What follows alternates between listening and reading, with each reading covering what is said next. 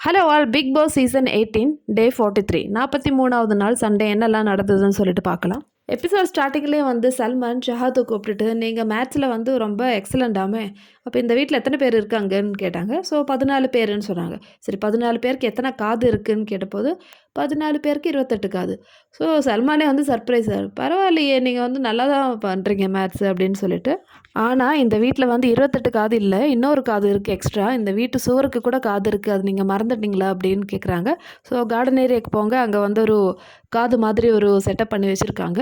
அங்கே போயிட்டு ஒரு திங்ஸ் கிடைக்கும், அது நீங்கள் பாருங்கன்னு சொல்லிட்டு அனுப்புகிறாங்க. ஸோ எல்லோரும் கார்டன் ஏரியாவுக்கு போகிறாங்க. வெளியே இருக்கிற காது வழியாக வந்து ஒரு லெட்டர் வந்தது. ஸோ சாத் ரீட் பண்ணாங்க. அதில் என்ன எழுதியிருக்காங்கன்னு பார்த்தீங்கன்னா, ஸோ யாரெல்லாம் வந்து இன்னொருத்தவங்களை பற்றி சொன்னாங்களோ அந்த ஒரு ஸ்டேட்மெண்ட் தான் வந்து லெட்டர் மாதிரியே வரும். ஃபர்ஸ்ட் லெட்டரில் வந்து இவன் வந்து அவினாஷை பற்றி பேசலைன்னா ஒரு வாரம் கூட இருக்க மாட்டான் இந்த வீட்டில்ன்னு சொல்லிட்டு ஒரு கான்வர்சேஷன். ஸோ இது யாரை பற்றி சொன்னாங்க?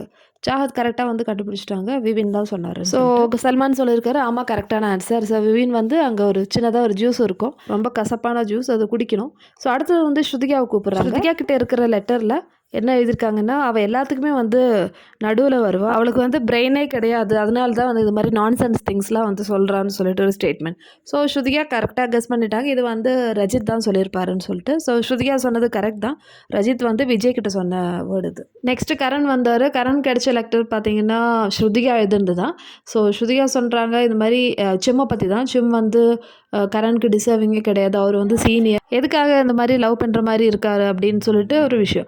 ஸோ கரண் வந்து கரெக்டாக கண்டுபிடிச்சிட்டார் இது வந்து ஸ்ருதிகான்னு சொல்லிட்டு. ஸோ ஸ்ருதிகாவுக்கும் வந்து ஜூஸ் கொடுத்தாச்சு. அடுத்தது ஷில்பா வராங்க. ஷில்பாவுக்கு வந்த லெட்டர்னு பார்த்தீங்கன்னா ஷில்பாவை பற்றி எழுதியிருக்காங்க. ஷில்பா அவங்க ஏஜுக்கு தகுந்த மாதிரி நடந்துக்க மாட்டேன்றாங்க. அவங்க இங்கே இருக்கிறவங்களுடைய அம்மா மாதிரி நடந்துக்கிறாங்க. எல்லாமே வந்து ஃபூட்டேஜ்க்காக, அதாவது கேமராக்காக தான் வந்து இப்படி நடிக்கிறாங்க. நிறைய விஷயங்கள்ல அவங்க இப்படி தான் பண்ணுறாங்க, டபுள் ஸ்டாண்ட் எடுக்கிறாங்க. ஸோ அவங்க பொண்ணுக்கிட்டே இப்படி தான் பண்ணுவாங்களான்னு சொல்லிட்டு கொஸ்டின் மார்க். ஸோ இது யாருன்னு பார்த்து ஷில்பா கண்டுபிடிச்சிட்டாங்க, ஸ்ருதிகா தான் எழுதியிருக்காங்கன்னு. ஷில்பாக்கு இன்னொரு லெட்டர் கூட இருந்தது. அதில் வந்து ஷில்பா எல்லா குட் சைடும் இருப்பாங்க, அதாவது வீட்டில் என்ன நடக்குதோ நல்லது நடக்குதோ அதுக்கெல்லாம் வந்து அவங்க இருப்பாங்க. ஆனால் யாருக்குமே வந்து நிற்க ஒரு இங்கிலீஷ் கோட் இருக்குது, அதாவது if you fall for every thing you stand for nothing அப்படின்னு சொல்லிட்டு லெட்டர். ஸோ இது வந்து கரண் தான் எழுதியிருக்காங்க. ஷில்பா சொன்னாங்க, ஆமாம் எனக்கு இன்ஜுரி ஆனப்போ என்னை வந்து திட்டினாங்க கரண், ஸோ அப்போ சொன்னதாக இருக்கலாம் அப்படின்னு சொல்லிட்டு. ஆனால் சல்மான் கான் திருத்துறாரு, இது அப்போ சொன்னது இல்லை, அதாவது ரஜித் வந்து ஜெயிச்சாங்க இல்லையா அந்த டைம் கோட் காம்படிஷனில், அப்போது ரஜித்துக்கு போயிட்டு கன்க்ராட்ஸ் சொல்லிட்டு சொன்ன விஷயம்னு சொல்லிட்டு. ஷில்பா வந்து ரொம்ப ஷாக் ஆகுறாங்க, கரண் வந்து இப்படி சொன்னாங்களான்னு சொல்லிட்டு. ஸோ இதோட இந்த டாஸ்க் வந்து முடிஞ்சிச்சு. ஸோ இதில் வந்து இந்த 4 பேர் கேங்காக இருக்காங்க இல்லையா, ஸ்ருதிகா, ஷில்பா, கரண்.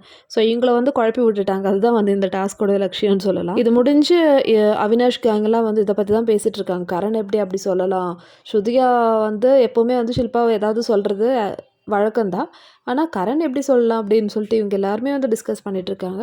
அதுக்கப்புறம் ஷில்பா வந்து அழுறாங்க, எனக்கு வந்து ஸ்ருதிகா சொன்னது ரொம்ப ஹர்ட் ஆகிடுச்சு, அவள் எதுக்கு என்னோட பொண்ணை பற்றி சொல்கிறா, என் பொண்ணு வயசு வந்து 20 வயசு இருக்குது, அவளை பற்றிலாம் வந்து எதுக்கு சொல்கிறான்னு சொல்லி. அதுக்கு ஸ்ருதிகா சொல்கிறாங்க, நான் உங்களுடைய டாக்டரை பற்றி எதுவுமே சொல்லலை, அதாவது அவங்க டாக்டருக்கு இதை மாதிரி தான் பண்ணுவாங்களான்னு கொஸ்டின் கேட்டேன். இதில் உங்கள் டாக்டருக்கும் நான் சொன்னதுக்கும் எந்த சம்மந்தமும் கிடையாது, அதை மீறி வந்து நான் சொல்கிறது உங்களுக்கு ஹர்ட் ஆகிடுச்சுன்னா சாரின்னு சொல்லிட்டு ஸ்ருதிகா வந்து அங்கே சாரி கேட்குறாங்க. அதுக்கப்புறமேட்டு ஷில்பா சொல்கிறாங்க, கரண் என்ன சொன்னாலும் நான் வந்து கரண் கிட்ட இருக்கிற ஃப்ரெண்ட்ஷிப்பில் வந்து அதே மாதிரி தான் இருப்பேன், ஸோ என்னோடய ஸ்டாண்ட் வந்து இப்படி தான் இருக்கும், நான் எப்போவுமே வந்து அவங்ககிட்ட ஃப்ரெண்டாக தான் இருப்பேன், அவன் என்ன வேணாலும் என்ன சொல்லிக்கிட்டோன்னு சொல்லிட்டு சொல்கிறாங்க. ஆனால் ஷில்பா ரொம்ப ஹர்ட் ஆகிட்டாங்க இந்த லெட்டர். அடுத்தது ஒரு கெஸ்ட்டு வர்றாரு, அஷ்னிர் குரூவர். ஸோ இவங்க வந்து ஒரு கான்வர்சேஷன் நடக்குது. ஸோ சல்மானுக்கும் எங்களுக்கும் வந்து சின்னதாக ஒரு ப்ராப்ளம் போயிட்டுருக்கு. ஸோ அதை பற்றி தான் வந்து பேசினாங்க. ஸோ அது நம்மளுக்கு பிக் பாஸ் ரிலேட்டடே கிடையாது. ஸோ இவர் வந்து உள்ளே வர்றாரு. உள்ளே வந்து இவர் வந்து ஒரு பெரிய பிஸ்னஸ் மேன். ஸோ அது ரிலேட்டடாக வந்து ஒரு டாஸ்க் வந்து ஹவுஸ்மேட்ஸ்க்கு கொடுக்குறாங்க. ஸோ நான் வந்து ஒருத்தரை கூப்பிடுவேன். ஸோ அவங்க வந்து ஒரு சேல்ஸ் ப்ராடக்ட், ஓகே, இன்னொருத்தர் வந்து அது விற்கிறவங்க, இன்னொருத்தர் வந்து கிரிட்டிக்ஸ். ஸோ 3 பேர் வரணும்னு சொல்லிட்டு கூப்பிட்றாங்க ஒவ்வொருத்தரையாக. இதில் ஹைலைட்டாக வந்து நம்ம ஸ்ருதிகா வந்து தான் சொல்லலாம். ஸ்ருதிகா வந்து சேல்ஸ் ப்ராடக்ட், அதே மாதிரி திக்விஜய் செல்லர், இதுக்கு கிரிட்டிக்ஸ் வந்து கேஷிஷ். ஸோ இவங்க 3 பேர் வந்து நின்றுட்டாங்க. திக்விஜய் ஸ்ருதிகாவை பற்றி சொல்கிறாங்க, இவங்க பாசிட்டிவிட்டி தான் வந்து ஸ்ப்ரெட் பண்ணிகிட்ருக்காங்க, எப்போவுமே வந்து லாயலாக ஆடுவாங்க, ஜென்யூனாக ஆடுவாங்க அப்படின்னு சொல்லிட்டுலாம் வந்து ஸ்ருதிகாவோட ஃபீச்சர்ஸ்லாம் வந்து எக்ஸ்பிளைன் பண்ணிகிட்ருக்காங்க.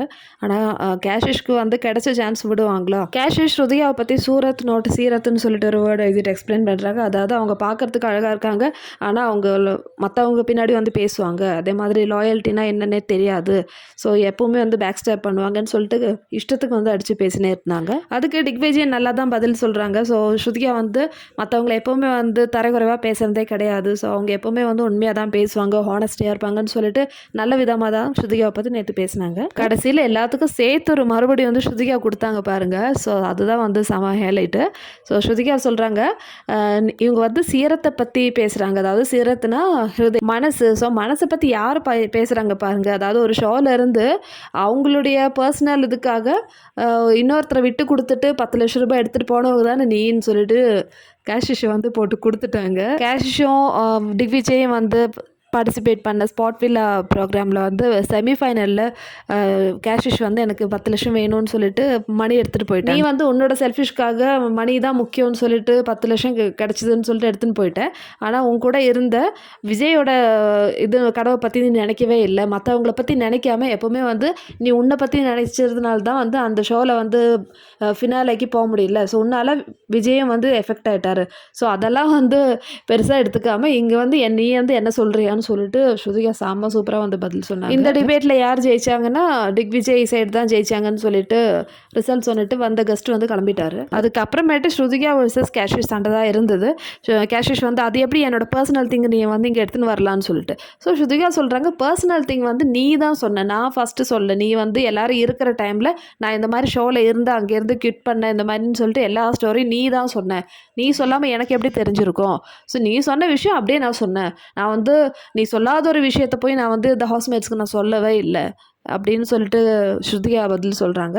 ஆனால் கேஷிஷ் ஒத்துக்க மாட்டேன்றாங்க. நீ பர்சனலாக பேசுகிற, இதனால தான் நான் சொன்னேன்னு சொல்லிட்டு கேஷிஷ் அட்டாக் பண்ணுறாங்க. கேஷிஷ் மேலும் சொல்கிறாங்க, ஸ்ருதிகாவை தூரத்தில் இருந்து ரசிக்கலாம், அவ்வளோதான், கிட்ட வந்து அவளோட கேரக்டர் வந்து நல்லாவே இல்லை அப்படின்னு சொல்லிட்டு கண்டதையும் பேச ஆரம்பிச்சிட்டாங்க. நம்ம ஸ்ருதிகாவும் சும்மா இருக்க மாட்டாங்க, அவங்களும் வந்து நல்லா திருப்பி கொடுத்தாங்க. நெக்ஸ்ட்டு கரணை மீட் பண்ணுறதுக்காக அவரோட ஃப்ரெண்டு வராங்க. ஸோ பர்சனலாக வந்து கன்ஃபியூஷன் ரூமில் கரனை கூப்பிட்டுட்டு ஸோ வீடியோ காலில் வந்து பேசினாங்க.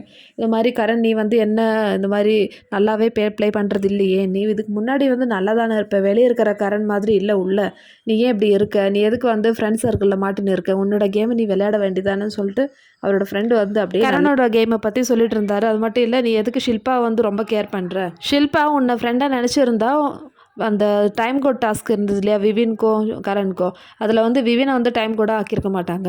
அதுக்கு வந்து கரண் ரிப்ளை பண்ணார், அப்படி இல்லை விவினுக்கு ஒரு லெசன் கற்றுக் கொடுக்கறதுக்காக தான் அவங்க பண்ணாங்க, நீ அவங்க சொல்கிறதெல்லாம் நம்பாத, எங்களுக்கு தெரியும் என்ன நடக்குதுன்னு சொல்லிட்டு, நீ ஷில்பா சைடு வந்து ரொம்ப சப்போர்ட் பண்ணிட்டு நிற்காத, உன்னோட கேமை நீ விளையாடுக்கார, நீங்கள் வந்து நீ யாருக்கும் வந்து ஃபேமிலி க்ரியேட் பண்ணுறதுக்காக வரல, உன்னோட ஃபேமிலி வந்து வெளியே இருக்குதுன்னு சொல்லிட்டு அட்வைஸ் பண்ணுறாரு.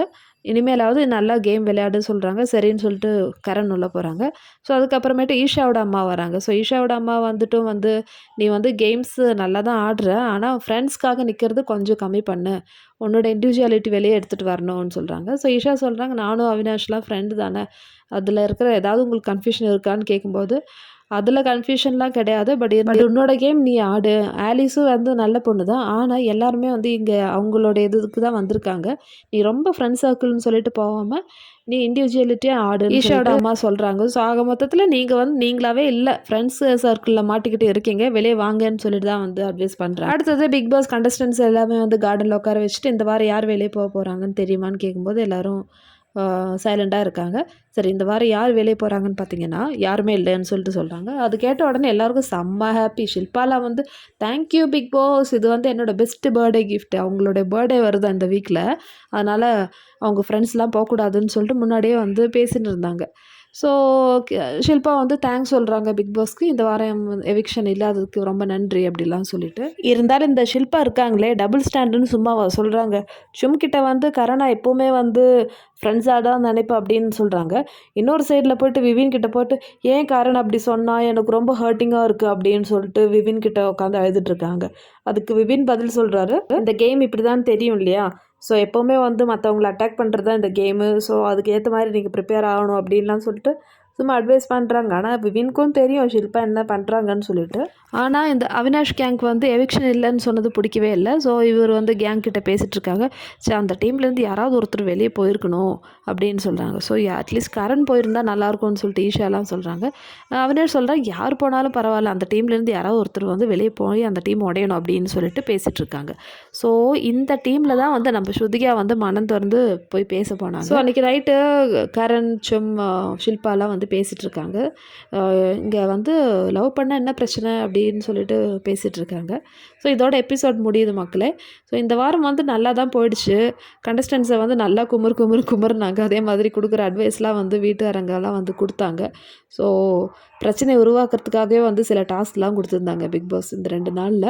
ஆக மொத்தத்தில் இந்த வீக்குக்கு விளையாடுறதுக்கான எல்லா பூஸ்டப்பும் வந்து செஞ்சு கொடுத்துட்டாங்க. நம்ம தமிழ் பிக் பாஸ் மாதிரி சும்மா வந்தாங்களா, பேசாங்களா, போனாங்களா அந்த மாதிரி கிடையாமல் டிஃப்ரெண்ட்டாக வந்து பண்ணி ஹிந்தி பிக் பாஸில் கண்டஸ்டன்ஸ் அவங்க ஆடுற கேம் தப்பா சரியான்னு சொல்லிட்டு ஒரு அனலைஸ் பண்ணுறதுக்கான சான்ஸ் தான் வந்து வீக்கெண்டில் கொடுக்குறாங்க. ஸோ அது சரியாக புரிஞ்சவங்களுக்கு இந்த கேம் வந்து இன்ட்ரெஸ்டிங்காக எடுத்துன்னு போகலாம்.